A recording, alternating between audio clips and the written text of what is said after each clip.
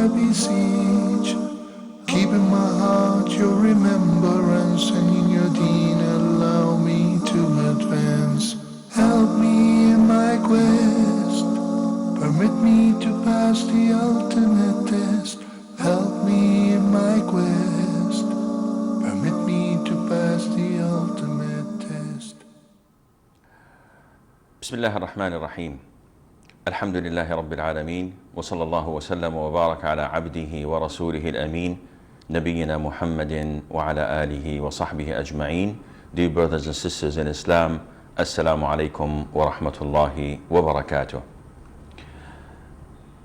Until you start calling, yesterday, or let's assume it was last week actually, we talked about knowledge in the Quran, and we stated some of the evidences of the importance of knowledge, and that knowledge, when referred to in the Quran and in Sunnah, it refers to the knowledge of the Quran, of the tafsir, of the Sunnah, of the interpretation of the hadith of the Prophet ﷺ, of the fundamentals of fiqh itself. So it's anything that relates to Islamic sciences, providing that the intention is for the sake of Allah. And this is what souls are purified by. When your intention is for the sake of Allah and you learn and acquire knowledge that are related to the Quran and Sunnah, you've got it made. However, there is another type of knowledge that is also divided into two types. One type that is permissible, and this type is the general types of knowledge we know of, such as medicine, engineering, physics, chemistry, mathematics, etc. If the intention is for the sake of Allah, in the sense that a person is studying it and is teaching it and is applying it in his life so that he would elevate the Muslims and he would bring benefit to Islam, then he is rewarded for that. And he is considered to be in the way of Allah Azza wa Jal. Not as the Islamic sciences, but he will be rewarded as long as his intention is for the sake of Allah.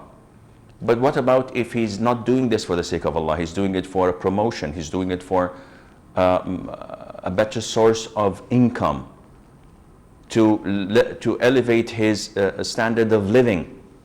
In this case, it becomes permissible, but he's not rewarded, and it's not a sin.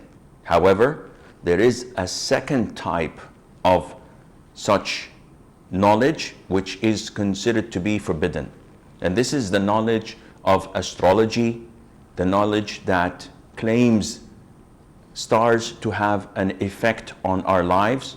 So those who follow the zodiacs and their signs and the stars, and they believe that it has an impact on their lives. Of course, this is an act of blasphemy, the belief of it, and it definitely is an act of blasphemy when a person learns it. So this type is forbidden. If you learn how to do or deal with black magic and sorcery, this is also forbidden, though it's science, though it's knowledge, but it is the type of forbidden knowledge. Also learning acting and singing and going to such arts, this is forbidden in Islam. Brother Hakeem or Abdul Hakeem from Nigeria. Assalamu alaikum, Sheikh. Wa alaikum assalam wa rahmatullah. We have a peculiar situation in Nigeria. Okay. Interest in Islam is forbidden. But we have a scenario where government will be building houses, and government will give those houses to civil servants or other individuals at a price with interest. Okay. We don't have any alternative except you don't take at all. And if you don't take, there are more than enough Christians in Nigeria that will take such buildings. What do we do in such instances? Okay, I will answer your question, inshallah. Brother Abdul Hakeem is talking about an issue in his country, Nigeria, and he's saying that the government offers loans to those who would like to build houses, but it is interest based. And he's saying that if we decline taking such loans, the Christians would do it. So what is the situation? What is the answer? And the answer is very simple. Allah Azza wa Jal made giving interest one of the major sins in Islam. And the Prophet sallallahu alaihi wasallam said, may Allah curse those who take interest, and that is the government or the bank, and those who give interest, and that is you, and those who write it or document it down, and these are usually the accountants or the people who register such debts in records, a data entry or whatever, and those who witness it, the two witnesses who've had witnessed such a transaction. All, the Prophet says, alayhi salatu wasalam, all of them are in the same degree of sin. So it is not permissible for you to accept such a loan. Now what the consequences may be, this is not your problem. Whether it's Christians who are going to benefit of it, or it's the Jews or anyone, so be it.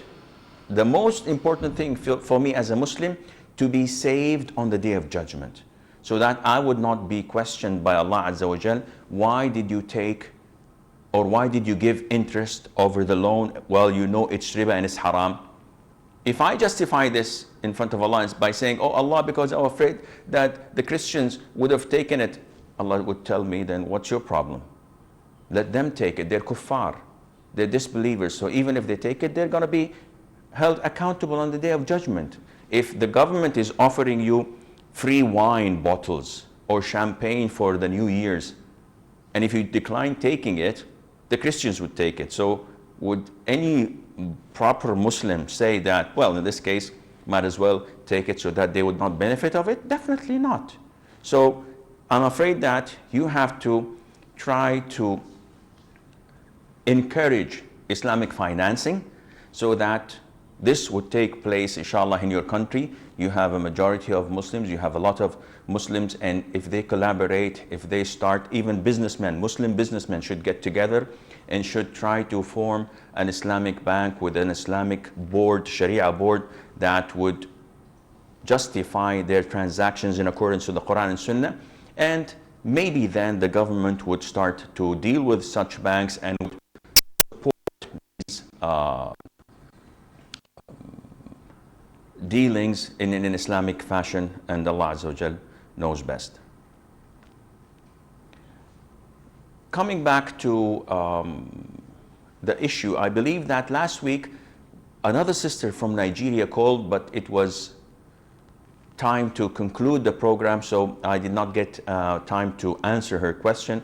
And if I recall correctly, her question was regarding a woman who is being continuously bearing children, breastfeeding, and then the cycle goes on and on. So for 5-6 years, she did not fast Ramadan. So she's asking, what is the ruling on that?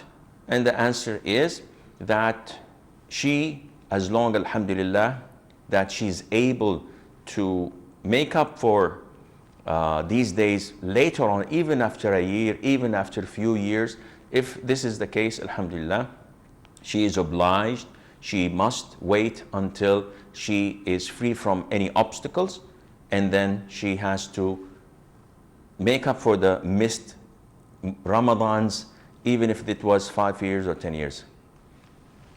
Brother Muhammad Nuruddin from Nigeria.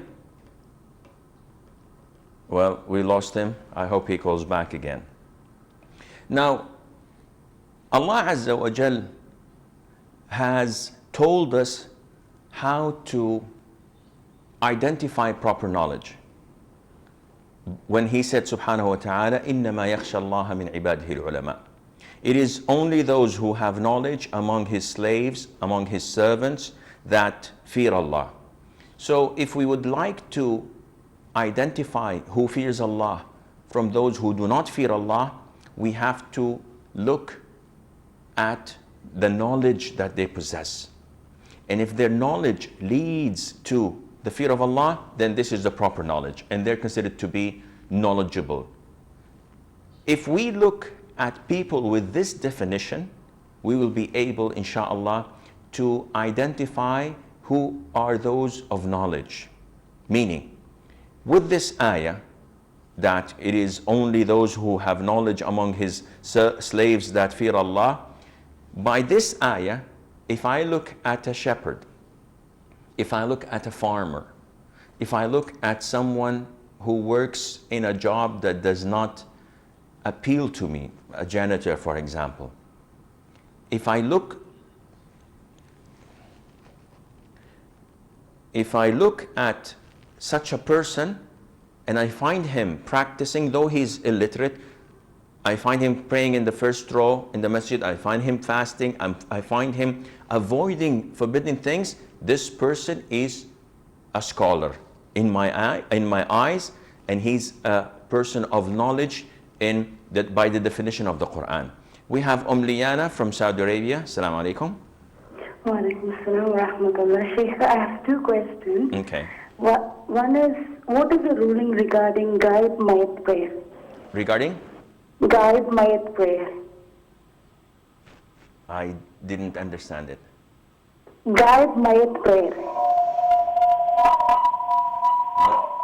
I'm unable to understand your question. Guy? For a dead person, praying for a person who's prayed and buried back in our homeland. Oh, so burying someone dead in his homeland. Yeah, and they have prayed there also. Can we pray from here again? Okay, so you're asking about Salat al-Ghaib, which is a prayer of a person who's not present. Yeah. Okay, and the second question? And my second question is, what is the ruling regarding calling pet names? Like my daughter, I call her names like, her name is Liana, but I call her Linnu, Leah, even though I don't know whether it has a meaning or not. Is it permitted? Is it permissible? Calling your mother in a different name than her name? No, calling my daughter. Calling your daughter in a different name than hers? Yeah. In the sense of, changing the name, like the Prophet used to call Aisha, he used to call her Aish, or he used to call her Al-Humayra. So is this like that, and my daughter's name is Liana. I call her Leah, Linno, okay. like that. Okay. I got your question, inshallah. Okay.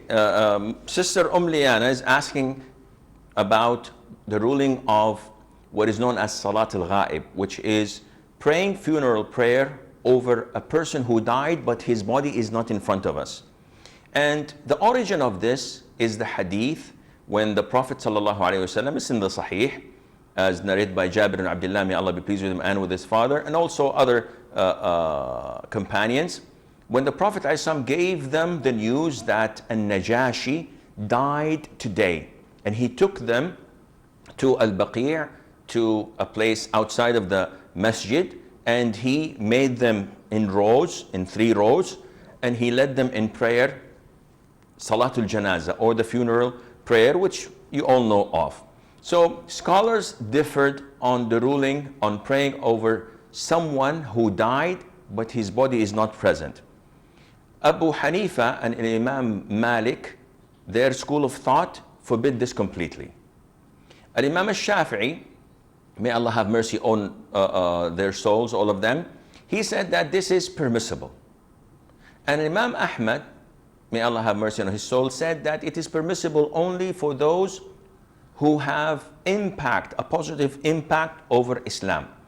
It is not permissible to offer it for anyone. So my cousin died a couple of weeks ago, and in the masjid I go to the imam and say, let's offer Salat al-Janaza, funeral prayer. He says, who for? I say, my cousin, he died in so-and-so country. So he offers this. No, this is not the case. And unfortunately, it has escalated. Some innovators pray every single night funeral prayer, and they offer it for anyone who had died anywhere in the world, those whom we know and those whom we do not know. And of course, this is an innovation. The Prophet ﷺ, and you have to be careful, did not offer funeral prayer over people who died among his companions. So, for example, he did not offer funeral prayer for those who have been martyred in Mu'tah, such as Zayd ibn Haritha, Ja'far ibn Abi Talib, and Abdullah ibn Rawaha. Though there is a dispute among scholars whether to offer funeral prayer over the deceased or not, who have been martyred.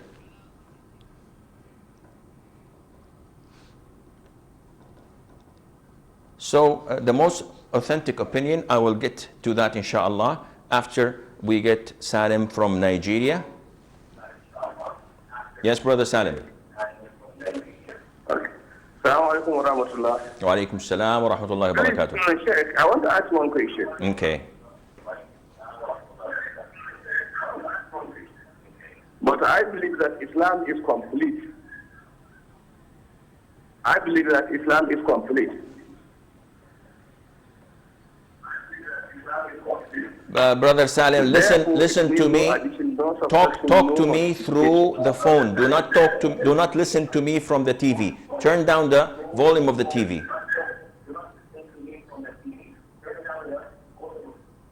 Okay, yeah, Sheikh.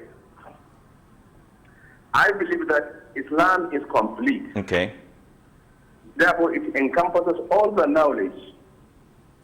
And you can get the reward based on the intention that you have prepared yourself looking for that knowledge, as you said before. Okay. If your intention in any other field of knowledge, that your intention is for the sake of Allah subhanahu wa ta'ala, you get the reward of it. And if it is contrary, it may happen differently. But what I need clarification is that, for instance, if I'm a scientist, I studied this scientist field in order to assist my country, to assist my fellow Muslims in the world. Therefore, for instance, in course of this course, I found myself faulty in my country. What is going to be my fate in the hereafter? Okay, I will answer your question, inshallah. Sister Bala, or Brother Bala, excuse me. Brother Bala from Nigeria? Okay, he's gone. Okay, going back to Liana's question. So this is what the four schools of thought say. Now, if you go back to the seerah of the Prophet ﷺ, he offered only this funeral prayer over the Najashi. And the Najashi is the title of anyone who rules Abyssinia, like Caesar, like those who rule the Roman Empire would usually be called Caesars. So Najashi's name was Asmaha. And when he passed away, the Prophet offered the prayer, ﷺ, but he never offered the prayer on a person who was not there at all. He used to go to the graveyard if he missed the funeral prayer or someone was buried before him being notified. He would go to the grave itself and he would offer funeral prayer, as he did with the black woman who used to clean the masjid. Therefore, the most authentic opinion is that we do not offer funeral prayer over someone who's not there, except if we know that he was buried and no Muslim has offered funeral prayer, like Asmaha, like An-Najashi. An-Najashi, when he was in Abyssinia, he had no Muslims around him, so they buried him as they bury the dead people, but the funeral prayer, as per the Islamic Sharia, was not performed over him. And that is why the Prophet ﷺ offered it. And to strengthen this opinion, when Abu Bakr died, he was only prayed the funeral prayer over him by the people who attended his funeral. People in Damascus, people in Egypt, people all over the Muslim world, not even in Mecca, they did not offer funeral prayer for Abu Bakr, for Umar, for Uthman, or for Ali. May Allah be pleased with them when they died, though they had the greatest impact over the Muslim Ummah. As for your second question, when you play with your daughter or with your son and you give them names out of love and mercy and care, this is permissible. So if your daughter is Liana and you call her Lulu or Looney or whatever, not Looney as in crazy, but Looney, yes, this is permissible and there is nothing wrong in that at all. As for Brother Salim most likely is if I understood his question correctly, he is complaining about the distinction and the difference between being a knowledgeable person in Islamic sciences and being a knowledgeable person with good intention in worldly matters or worldly sciences such as medicine, engineering, etc. Okay, I will get inshallah to Brother Salim's question. We have a caller from Nigeria and I don't know the name, so assalamu alaikum.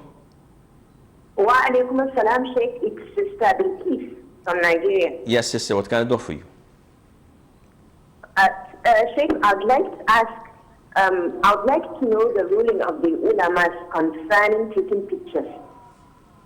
You would like to know the meaning of? The ruling of the ulamas concerning the fatwa concerning taking pictures.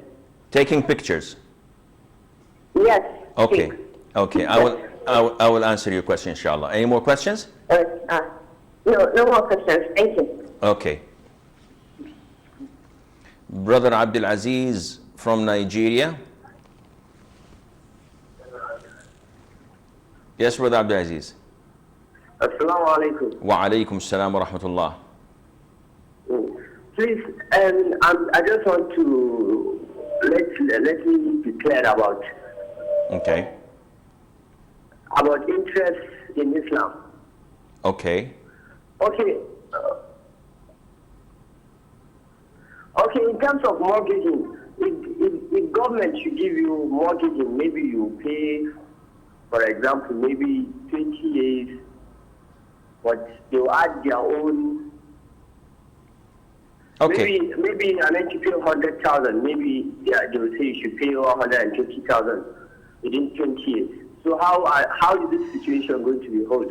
I will answer your question, inshallah. Okay. As for Brother Salim, his question was, to my understanding, is who is better on the Day of Judgment? And definitely those who have good intention will surpass, will exceed, will top those who do not have good intention. But if they both have good intention, those who studied Islamic knowledge of the Quran, of the Sunnah, of the fiqh, and they have good intention in doing so, and another person who does not have the same knowledge, he's a Muslim, he has the highest grades in PhD, or he's a professor in medicine or in engineering or in chemistry or physics, with good intention. If both of them have the same good intention, then those with the Islamic knowledge are in a higher position. Because everything that comes in the Quran that praises knowledge, this is referring to the knowledge of the Quran and the Sunnah.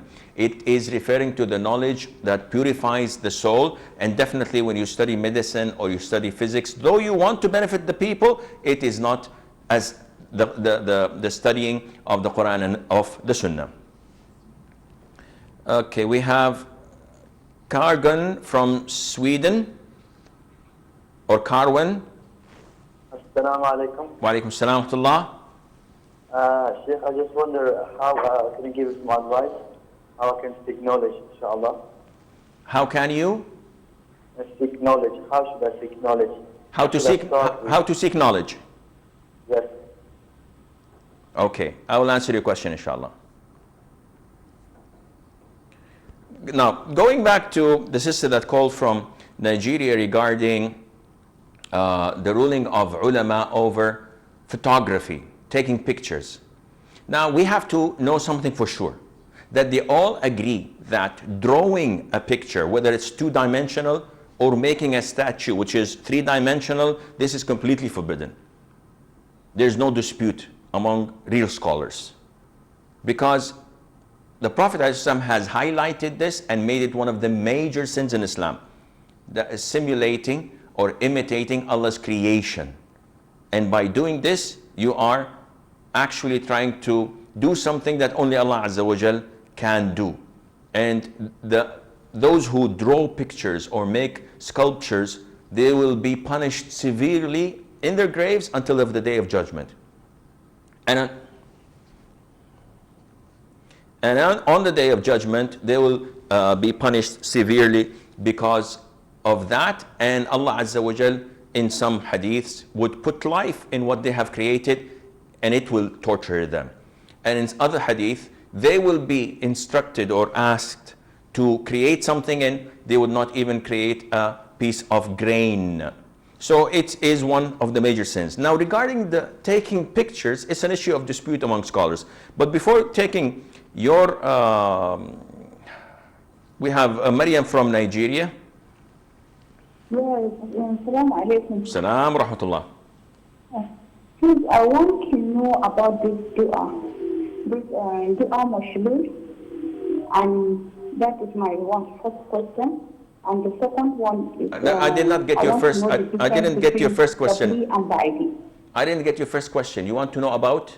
So, I want to know about this dua mashlul. What is this dua?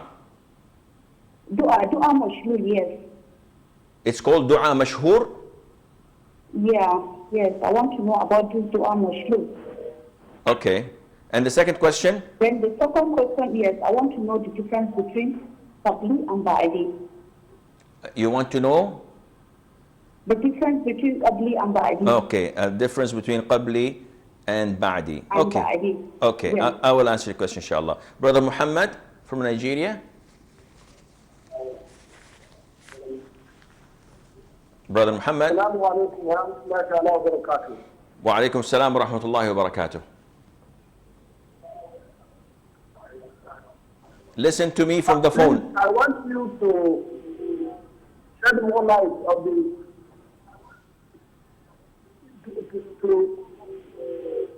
on jealousy among Muslims. Jealousy. Yes. Okay. Among the Muslims or among the husband and wife?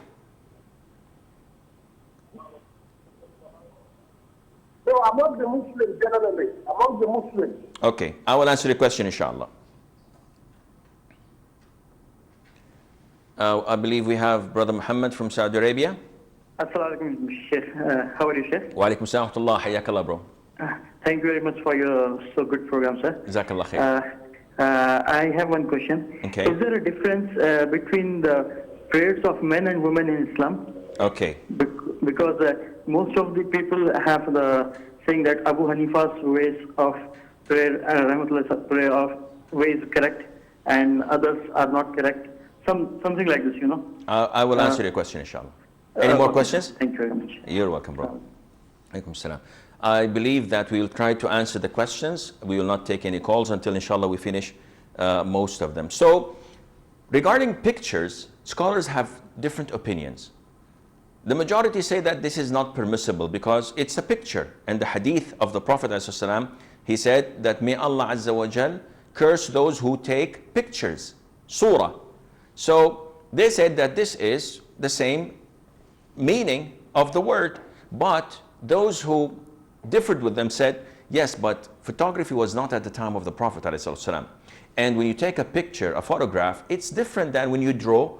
Even if you look at the Mona Lisa, for example, by Da Vinci. If you look at it, it's a drawing. But if you take a picture of the same woman, of course, you're not supposed to look at it, but this is not the point. I'm talking about the difference between what a person drew and what the actual person looks like. The actual photograph is not a simulation of Allah's creation. This is Allah's creation. So if I look in myself at the mirror, this is me. I'm not going to look at the mirror and say, MashaAllah, this guy looks exactly like me, but it's not me. This is me. And likewise, if I sign my check and someone photocopies it, I don't have balance in my bank account, but regardless, and he shows me the original and the Xerox copy, I would say that this is my signature, though it's a Xerox copy, because it's identical. So scholars who say that it is permissible to take photographs, they say that it is recommended not to do so unless there is a need. But it is not considered to be what the Prophet ﷺ has cursed. And they gave few guidelines. For example, they say that you cannot hang them on the wall, You cannot take pictures of grown-up adult women. So if you have your daughter who is 15 years of age or 14 years of age, you don't take her picture, because even if no one is going to see it except you, again, it is forbidden to take a picture, because there is a possibility that people would look at it. And you may not keep pictures of deceased people who had died, because then this might lead to something that is more greater than taking pictures by itself. And this is what I believe in. We have a short break. Stay tuned, and inshallah we'll be right back.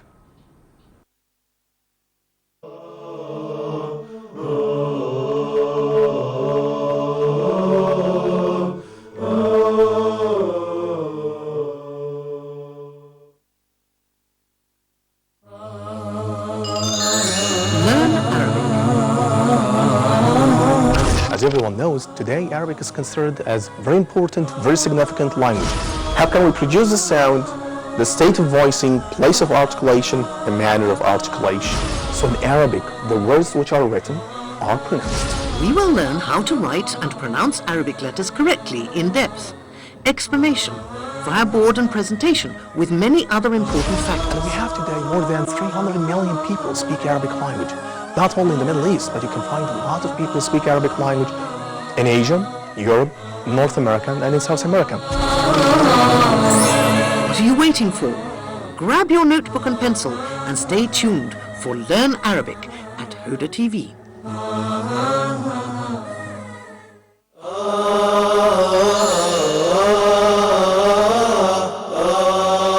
Please, brothers and sisters, in particular brothers, husbands, divorce is the last resort. Even when I was given the topic, the art of divorce, I was thinking, why are we talking about a divorce? As they say in management, do you take serious decisions when you are angry? No one is taking a very serious decision in his life, maybe in his business, while you are angry. A divorce happening every 6 minutes. We are not talking about enjoying the divorce, but we are talking about certain steps to be followed in order to avoid divorce, or minimize the possibility of divorce, or minimize the consequences of divorce. Any divorce taking place have many ill effects. So we would like to minimize those ill effects.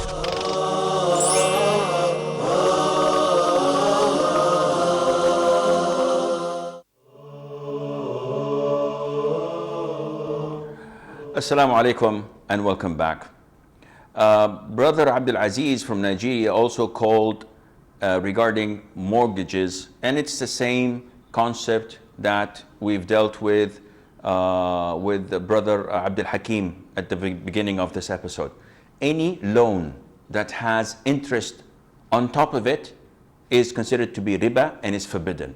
So whether I give you $1 and I ask you to pay them at 2 after a year, after a month, after a week, or I give you $1 million and ask you to give me $100 on top of that as an interest. It's considered to be riba. It's one of the major sins of Islam and is forbidden. Whether you want to buy a house by mortgage, or you want to lease a car, or you want to buy a property or a plot, it's the same ruling. Regarding brother Carry On, if I recorded his name correctly, from Sweden, he's saying that what's the proper methodology to seeking knowledge? Well, seeking knowledge has to be with someone who's knowledgeable more than you. It is not completely, it's quite difficult to seek knowledge on your own, because you need someone to correct you if you make a mistake. And among the best means of seeking knowledge is to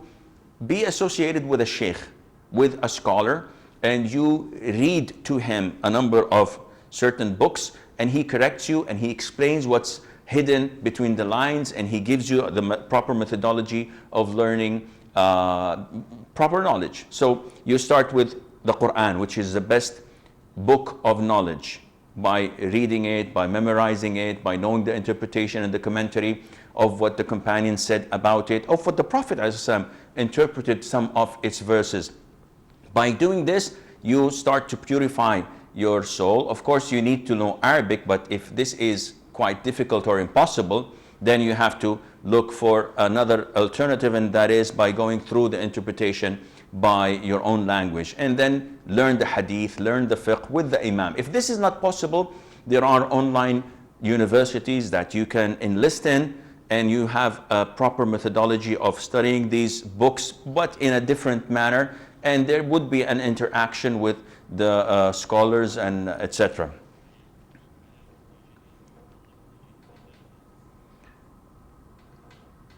And this would be one of the best means. And there are a lot of other ways. Of course, among them is that you should devote a portion of your time, of your day, 2 to 3 hours to reading and asking. Without asking, you cannot learn. If you just keep on reading and listening without pondering on it, without asking and objecting, Sheikh, why is this? Why is that? What's the reference? This is one of the best ways of acquiring knowledge. Hayat from Nigeria. I think Hayat is gone. Abdullah from Nigeria. He's gone as well. Okay. We move on to Sister Maryam. She asked about Dua al-Mashhud. I don't know this Dua al-Mashhud. I have to go and search if there's anything in the books of Hadith on this regard, but personally I don't know it, so I apologize. She asked what's the difference between Qabli and Ba'di. Qabli means before, Ba'di means after, and this is usually refers to the voluntary prayers which are before the Fard prayer, as in the case of Dhuhr. We have 4 voluntary rak'ahs before Dhuhr itself, and after you pray Dhuhr, you have 2 voluntary sunnah, that is ratiba, after. So this is Qabli and this is Ba'di. Brother Muhammad asked a question about jealousy between the people, and jealousy, it might not be the proper word. The proper word would be probably envy, because jealousy is something that can be positive. I feel jealous if someone talks to my wife or someone talks to my daughter. I feel jealous if my wife goes out exposed or showing some of her flesh, or showing some of her hair, or showing her face. This is the proper jealousy. I would not like my wife to work with other men in mixed environments. This is proper jealousy, and it's permissible. Not only that, it is highly recommended in Islam. So what brother... So I think what Brother Muhammad was talking about is envy. We have a Sister Asya from Saudi. Assalamu alaikum Wa alaikum assalam wa rahmatullahi wa barakatuh. Yes, sister. Sheikh, I have 2 questions. Okay. Question number 1, is it allowed to take the sweets on the occasion of a birthday? If someone is celebrating birthday and giving the sweets. So we are not celebrating birthday, but they give some chocolates or cake. And question number 2, is it allowed to celebrate a wedding anniversary by exchanging gifts, not a throwing party, but exchanging gifts for the spouse or something like this? Okay. Yuzaki. Sister Malia from Nigeria. Sister Malia. Assalamu alaikum. Wa alaikum assalam wa rahmatullah. Yes, sister. I'm asking about that first thing that I asked that time. I had to explain what you Jazakallah khair. Wallahi, I did not. What I'm really asking now is some sheikhs really in my country are interpreting the way you are gonna repay the fast. Some are saying that after 1 year, if you will pray, you will give food to the needy one. After another one, you will ask another thing again, like maybe another two mudu or something on it. So I want to know, am I going to pay the fasting like normal fasting, like I will, like the way I eat it without putting something on it, without feeding needy? And my second question is, I'm unable to understand. I'm unable to understand your first question. Yeah, somebody asked about the fasting. One of my child, I feed it. I feed me during Ramadan, so they asked me that since I will not do it, I should feed it to another person. So am I going to do the fasting for the other one again? And my third question is, I'm asking on how about what of the working class mother? What is the aspect of working class mother in Islam? Of what? Or housewife? Of murder? Yeah. What is the ruling on murder if someone kills someone? Yeah, like I'm a mother, I want to be going out to work. What is the role of cooking? Is it good or my husband is able?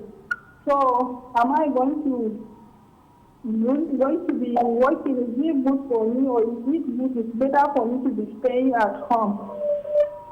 Wallahi, Sister Maria, I'm unable to understand your question. This is my own shortcoming. I'm unable to answer. If you send me an email, and inshallah, I will try my best to attack or actually answer this. Sister Asia had, Brother Mahmoud from Oman. Assalamu alaikum wa rahmatullahi wa barakatuh. Wa alaikum assalam wa rahmatullahi wa barakatuh. Sheikh, I have one question. Yes, brother. Women wearing hijab, is it necessary to cover the face entirely in light of Quran and Sunnah? Okay. Second question or one question only? Only one question. Okay, Jazakallah khair, Brother Mahmoud. Any more callers? Okay. Sister Asia asked about, she knows that celebrating birthdays is haram in Islam because it's not part of our religion. It is coming to us from other religions, other cultures. She's asking about what's the ruling on if someone gives us sweets or sends us a piece of the cake because they celebrated their own birthday, so they're giving gifts away. I believe that as long as you did not participate in that birthday party and you did not congratulate them and you received this food, this birthday was not a religious celebration. Therefore, to me, my own opinion is that it is permissible for you to take that birthday, but do not fall into the mistake of saying, oh, Jazakallah khair, or thank you, have a happy birthday.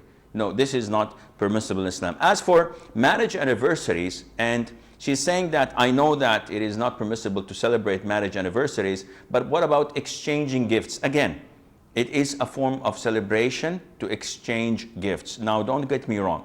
I'm not against at all giving your spouse a gift, but do not choose that particular day. As Muslims, we value, we cherish our wives or our spouses, and we do this throughout the whole year.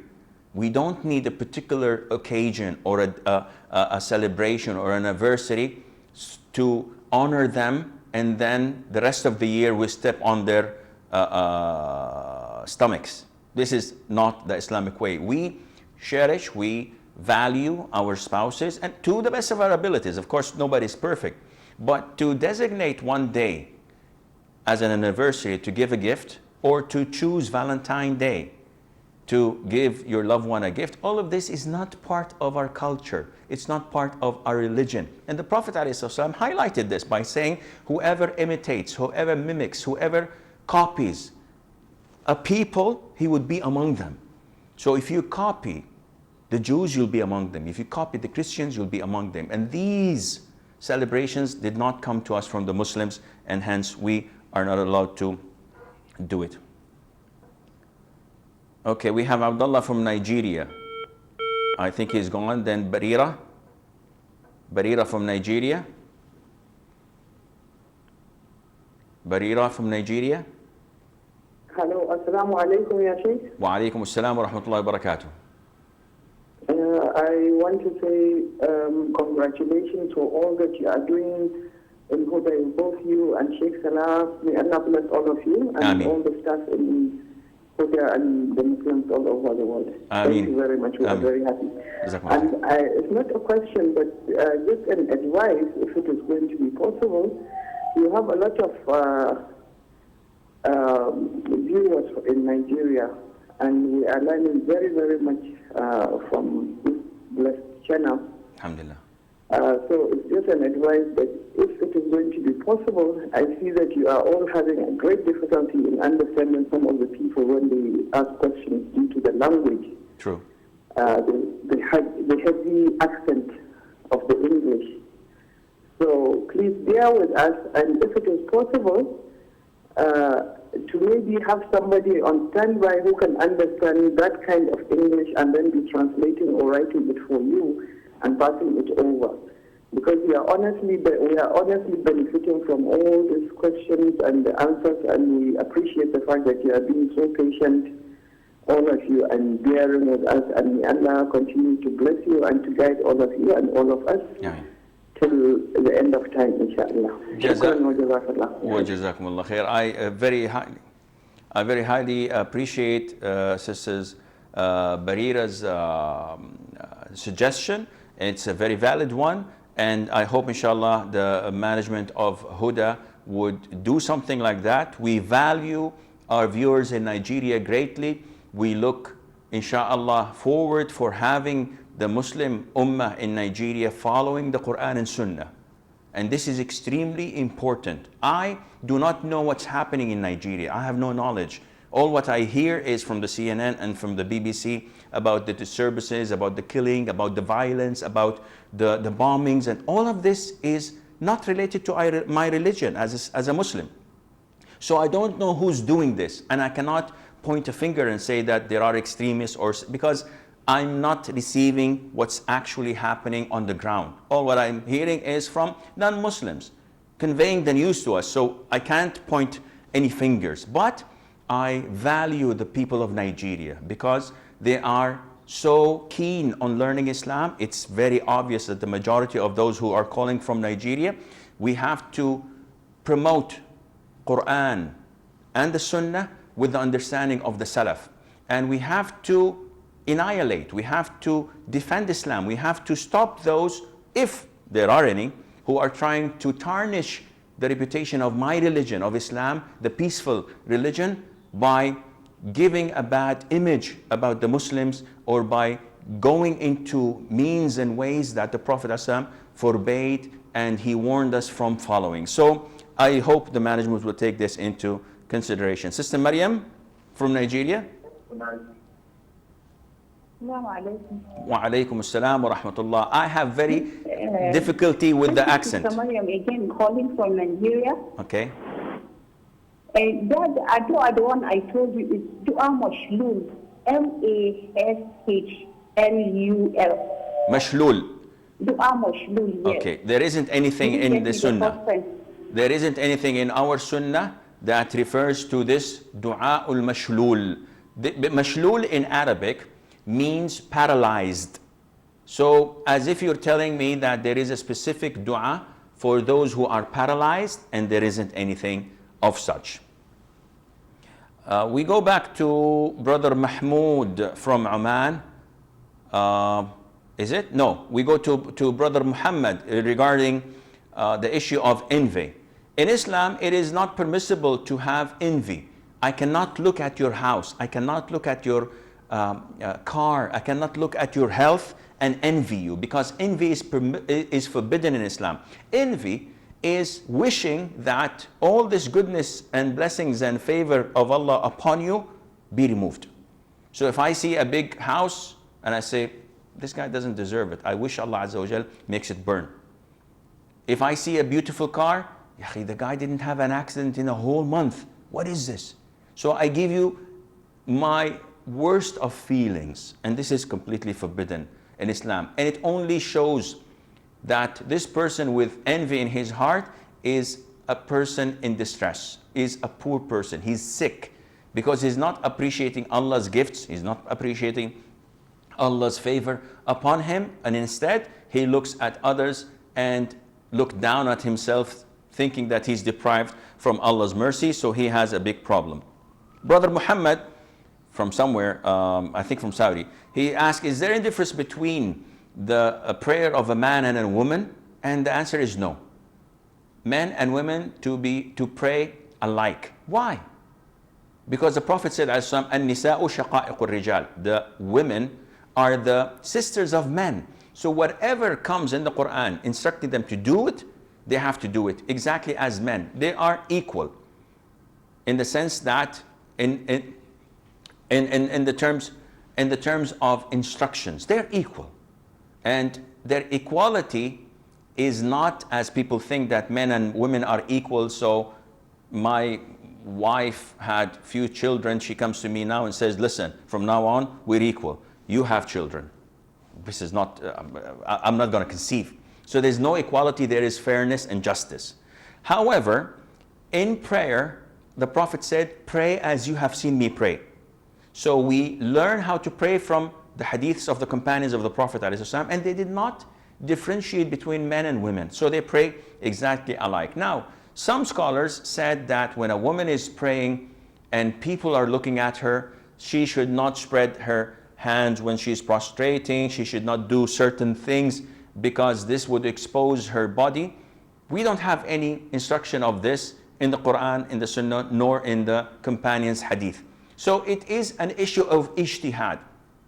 This is what the Imam thought would be best. So if a woman is praying in a place where men are looking at her, she is not instructed or recommended to pray in a form that would draw attention to her. She should conceal herself to the best of her ability. But when she's praying alone or in the middle or in the midst of women, no, she must pray as the Prophet ﷺ instructed her to do so.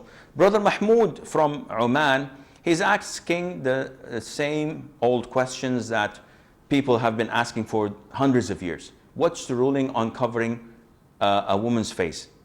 The consensus of all scholars of Islam that covering the face is recommended. Let me repeat that. The consensus of all scholars of Islam, they say that covering the face is recommended. You would not find a person coming and say, no, she should uncover. Except nowadays, those liberals, those secularists who claim to be Muslim, who would come and fight anything that protects women. So they would come, but they're not scholars. They're not people of knowledge. They are nobodies. And in a few years' times, after they die, nobody would even remember them except by cursing them. I'm talking about the great scholars of Islam. They all agree that covering the face is a virtue. It's something recommended. They differed whether it's mandatory or not. And whenever we have a difference of opinion among scholars, we have to do as our manual tells us to do, our Quran. And Allah tells us in the Quran that whenever you have a dispute, you refer back to Allah and His Messenger, sallallahu alaihi wasallam, which means that refers back to the Quran and to the Sunnah. And if you look at the Quran, you would find that there are certain verses and there are verses that are not certain. So we have to, first of all, choose the certain verses and apply them. And when it comes to hijab or covering the face, we would find that the majority of the evidences in the Quran, they direct us to covering the face so that women, as in the verse of 59 Surah Al-Ahzab, that Allah tells the Prophet ﷺ, say to your wives, your daughters, and the believing women, or the women of the believers, the wives of the believers, to lower their jilbab so that they would not be recognized and hence harassed. So one of the two, either women are recognized by their faces, so they should cover so that they cannot be harassed. When they covered, people would respect them. You would never find someone harassing a woman that is wearing and covering her body from head to toe. Or it means that those who used to uncover their faces at the time of the Prophet ﷺ, at the time of the Arabs, were the concubines and the slaves. So people, bad people, thugs, would probably harass them. So Allah Azza wa Jalla instructing the women, the free women, to cover so that they would not be mixed up with these slave women or concubines. Anyway, as I said, it's an issue of dispute. You do what is safer to you at the sight of Allah. And to me, I believe firmly that covering the face is a must, whether you are in this country or in Europe or in the US or in Canada or wherever. But if someone, it appeals to him more and he thinks that following the other opinion is correct, this is his choice, he will have to answer to Allah on the day of judgment, and Allah Azza wa Jal knows best. This is all the time we have. Until we meet next time, fi amanillah, wassalamu alaikum wa rahmatullahi wa barakatuh. Is my heart's speech, your mercy is what I beseech. Keep in my heart your remembrance, and in your deen allow me to advance. Help me in my quest, permit me to pass the ultimate test. Help me in my quest.